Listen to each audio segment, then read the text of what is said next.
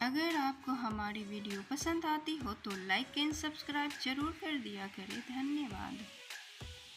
क्या आपने भी खुद की किसी बुरी आदत के लिए ऐसा सोचा है कि मैंने ये आदत पकड़ में नहीं आई है, बल्कि इस आदत ने मुझे पकड़ ली है?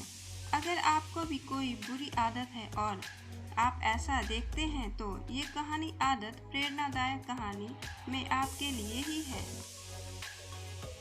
एक व्यक्ति को हर रोज जुआ की बुरी आदत पड़ गई थी।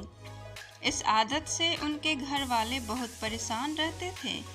उसके रिश्तेदार और करीबी लोगों उसे चित्रों की कोशिश करते हैं, लेकिन हर किसी को यही जवाब देता है, मेरी ये आदत पकड़ में नहीं आती, बल्कि इस आदत ने मुझे पकड़ कर बना ली है। वो व्यक्ति अपनी इस आदत को छोड़ना चाहता था, लेकिन लाख कोशिश के बावजूद भी वो ऐसा नहीं कर पा रहा था। उसके दोस्त ने सोचा कि उसकी शादी करवा देने से वो ये आदत छोड़ देगा। उसकी शादी भी करवा दी गई। थोड़ी समय तक सब कुछ ठीक रहा और फिर से वो जुआ लगा। उसकी पत्नी भी अपने पति की इस आदत से बहुत परेशान थी और उसने कहा था कि वह किसी भी तरह से अपने पति की इस आदत को छुड़वा कर रहेगी। एक दिन उसकी पत्नी को किसी साधु महात्मा के बारे में पता चला और वह अपने पति को लेकर उसके आश्रम चली गई। उस साधु ने कहा कि बेटी, तेरी समस्या क्या है? पत्नी ने सारी बातें उस साधु को बताई।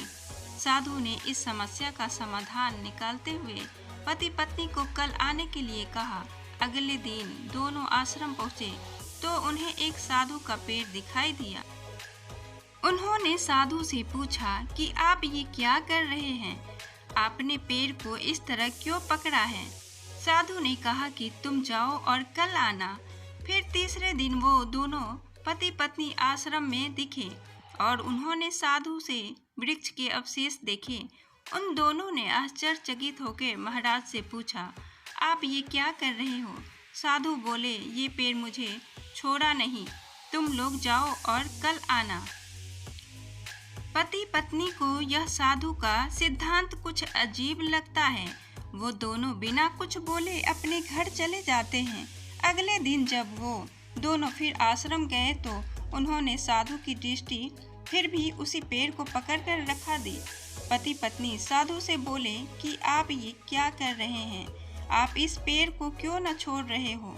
साधु ने कहा कि मैं क्या करूं बेटा, यह पेड़ मुझे नहीं छोड़ रहा। इतने में पति ने हंसते हुए कहा, महाराज, आपने पेड़ तो पकड़ के रखा है, पेड़ ने आपको नहीं, आप जब चाहे तब उसे छोड़ सकते हैं।